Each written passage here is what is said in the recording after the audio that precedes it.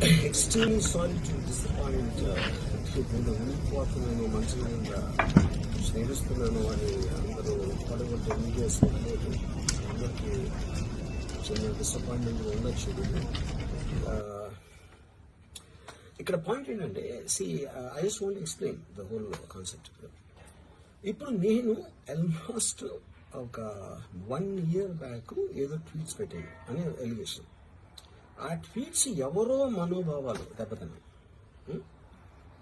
ఇక్కడ విచిత్రం ఏంటంటే 1 year బ్యాక్ పెట్టిన ట్వీట్స్ 4 డిఫరెంట్ ప్లేసెస్లో 4 డిఫరెంట్ జ్యూరిస్డిక్షన్స్లో 4కి ఒకే 3-4 రోజుల వ్యవధిలో వాళ్ళ మనోభావాలు దెబ్బతిన్నాయి.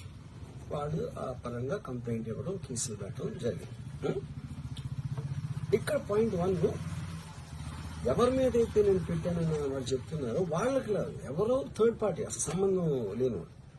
సో ఆ కాంటెక్స్ట్ లో అసలు ఈ కేసు ఎలాగా, ఈ సెక్షన్స్ ఎలా వర్తిస్తాయి అనేది అప్పుడు ఆబ్వియస్ గా నాకు వచ్చే అనుమానం కానీ, నాకు కానీ నా మనుషులు కానీ, ఇది ఒక పర్సిక్యూషన్ చేయడానికి ఒక పద్ధతి ప్రకారం ఉన్న ఎలవబుల్ లాస్ ని వాడుతున్నారా, లేకపోతే ఇప్పుడు వరల్డ్ ఓవర్ ఒక ఫినామినా ఏం జరుగుతుందంటే పొలిటికల్ పార్టీస్ వాళ్ళు they are weaponising the system.